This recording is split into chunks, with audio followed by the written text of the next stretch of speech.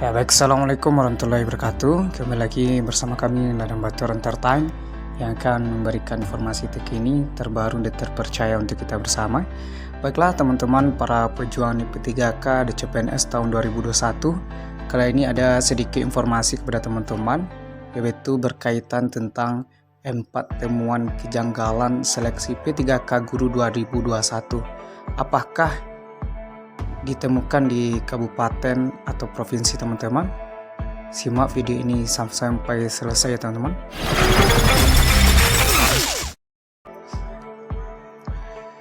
Jadi kutip dari cpnn.com Jakarta, sejumlah guru honorer mengungkap beberapa kejanggalan dalam pelaksanaan seleksi P3K Guru 2021.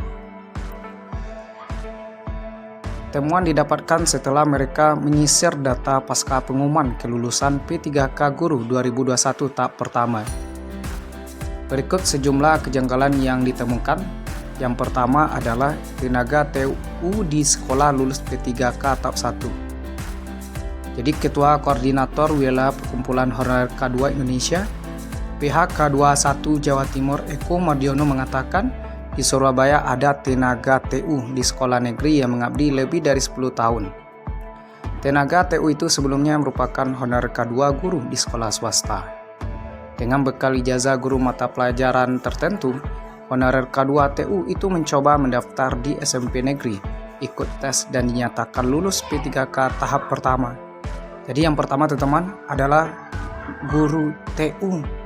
Dia sebagai operator atau TU di sekolah swasta, kemudian di dapodiknya mungkin dia terdaftar jurusannya adalah jurusan pendidikan atau guru mata pelajaran, maka di sana telah dinyatakan lulus P3K tahap 1. Itulah kejanggalan yang dialami pada P3K tahap 1 sekarang. Yang kedua, pustakawan lulus P3K Guru 2021 tahap pertama. Eko Mardiono juga menemukan ada seorang honorer K2 pustakawan yang mengabdi di salah satu SMK negeri. Pustakawan itu memiliki ijazah guru tata boga dan kemudian mencoba mendaftar, meskipun yang bersangkutan tidak pernah mengajar. Pustakawan tersebut bisa ikut tes P3K dan dinyatakan lulus di sekolah induknya. Atas dua temuannya itu, Eko mempertanyakan sistem dapodik Kemendikbudristek. Dia menduga dua kasus tersebut disebabkan tidak adanya pembaruan dapodik di Jawa Timur. Jadi pustakawan juga lulus dengan ijazah yang dimilikinya adalah ijazah guru tata boga. Itulah kejanggalan yang kedua yang kita alami pada tahap pertama ini. Yang ketiga, perangkat desa ikut tes P3K Guru 2021. Seorang tenaga honorer yang merupakan yang menyebutkan ada seorang peserta seleksi yang ternyata sudah menjadi perangkat desa. Meski yang bersangkutan tidak lulus seleksi tahap pertama, tetapi yang bersangkutan masih bisa ikut tes tahap 2 dan tahap 3. Jadi kami heran di sini kenapa perangkat desa bisa ikut tes, apalagi setelah dicek namanya sudah tidak ada di dapodik. Jangan-jangan ini ada permainan. Ini dikatakan oleh jpnn.com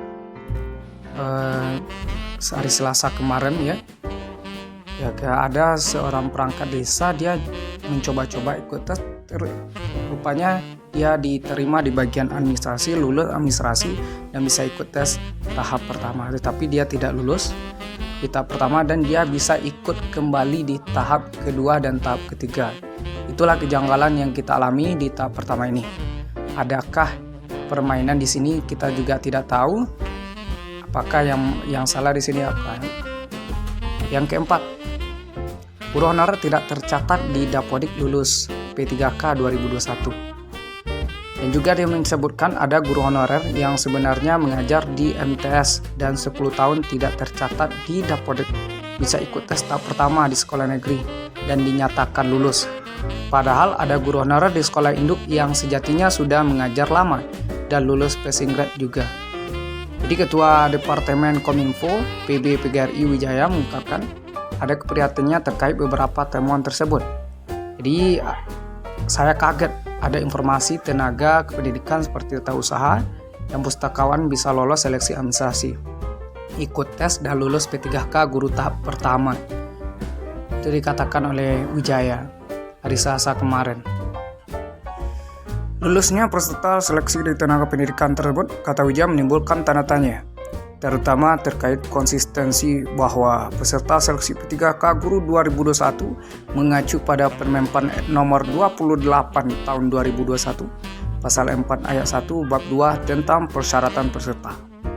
Belum lagi, berbedanya tupoksi tenaga pendidikan mengacu pasal 39 ayat 1 bab 11 Undang-Undang nomor 20 tahun 2003 tentang sistem pendidikan nasional. Sehingga kelulusan mereka menimbulkan persoalan baru terkait validatis data yang diambil bersumber dari Dapodik, ucap Wijaya. Dia juga menyoroti adanya peserta seleksi P3K Guru 2021 tahap 1 yang sudah tidak aktif mengajar, berpindah tempat tugas mengajar, masih mengikuti seleksi di sekolah yang dulu menjadi induk atau tempat mengajarnya. Jadi hal ini yang menimbulkan pertanyaan terkait periode penarikan data Dapodik serta validitas datanya.